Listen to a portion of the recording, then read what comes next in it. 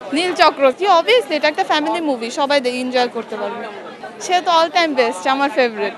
আমি দেখলাম নীল চক্র, এই জেনারেশনের জন্য শিক্ষণীয় মুভি। আসলে একটা গুড মেসেজ ছিল মুভিতে। এই মেসেজটা সোসাইটিতে ইয়াং জেনারেশনের কাজে লাগবে। হ্যাঁ, পরিবারে দেখার মতো ছবি। এই ছবিটা দেখার জন্যই পরিবার নিয়ে, বিশেষ করে আমাদের পরের যে যারা জেনারেশন আছে তাদের জন্য বিশেষ করে মুভিটা। সত্যি কথা বলতে আজকে দেখেছি হচ্ছে নীলচক্র মুভিটা দেখেছি। মুভিটা দেখে খুব ভালো লেগেছে এবং ফ্যামিলি নিয়ে দেখার মতো একটা মুভি। প্রত্যেকের অভিনয় খুব অসাধারণ ছিল, চমৎকার ছিল, খুব অসাধারণ। নীলচক্র বাস্তব ভিত্তিক ভালো, হয়তো আরিফিনের জন্যই তো আসা, নায়িকার জন্য তো ভালো। নীলচক্র হ্যাঁ ভালো লেগেছে। সামাজিক প্রেক্ষাপটের সাথে এবং সাইবার ক্রাইমের সাথে এটা আমাদের খুবই শিক্ষণীয় একটা ব্যাপার ছিল। এটা আমরা খুব এনজয় করছি, খুব ভালো লাগছে। অবশ্যই ভালো, সে তো বরাবরই ভালো, এটা তো আর বলার অপেক্ষা রাখে না। আমরা নীলচক্র দেখলাম, ভালো ছবি, সবার অভিনয় খুব ভালো ছিল এবং এই মেসেজটাই মেইনলি আসলে ছবিটার সমাজের জন্য একটা ভালো মেসেজ ছিল। নীলচক্র ইয়াং জেনারেশনের জন্য খুব ভালো একটা মেসেজ, ভালো একটা মেসেজ আছে। এই যে সব ফ্যামিলিকেই বাচ্চাদের নিয়ে দেখা উচিত। নীলচক্র হ্যাঁ ভালো ছবি ছিল। না, আমার মনে হয় বাংলাদেশের সিনেমা এখন ইমপ্রুভ করতেছে, অ্যাভারেজ ছিল।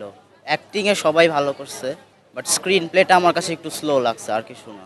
হ্যাঁ, দেখার মতো সিনেমা। আজকে আমরা সবাই সপরিবারে নীলচক্র ছবিটা দেখলাম। বর্তমান প্রেক্ষাপটের গল্প নিয়ে ছবি। আসলে আমরা সবাই তো ইন্টারনেটটাকে আসলে আমরা সবাই ভালোভাবে ব্যবহার করতে পারি না। এটা আসলে উচিত আমাদেরকে এটা ভালো দিকগুলো আসলে বেছে নেওয়া। এটাই এই ছবিতে দেখিয়েছে আসলে। হ্যাঁ, এটা সপরিবারে দেখার মতো ছবি, ভালো ছবি, সুন্দর ছবি। নীলচক্র অনেক ভালো ছিল। ফার্স্ট টাইম দেখছি এই নায়িকাটার সিনেমা দেখা হয়েছে, বাট অনেক ভালো ছিল। আমার জন্মসাল হচ্ছে 89-এ।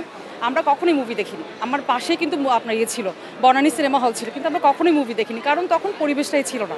এই যে সিনেপ্লেক্স করছে, এই যে সুগন্ধা সিনেমা হল করছে, হ্যাঁ এটা অনেক অনেক ভালো করছে। আজকে আমি দেখেছি নীলচক্র, খুবই ভালো লেগেছে, খুবই শিক্ষণীয় একটা বিষয় নিয়ে আজকের মুভিটা আমরা দেখেছি। আর অনেক অনেক থ্যাঙ্কস জানাচ্ছি যে যিনি আমাদের পরিচালক ছিলেন, যে এই থিমটা যে এই মুভিতে এনেছেন।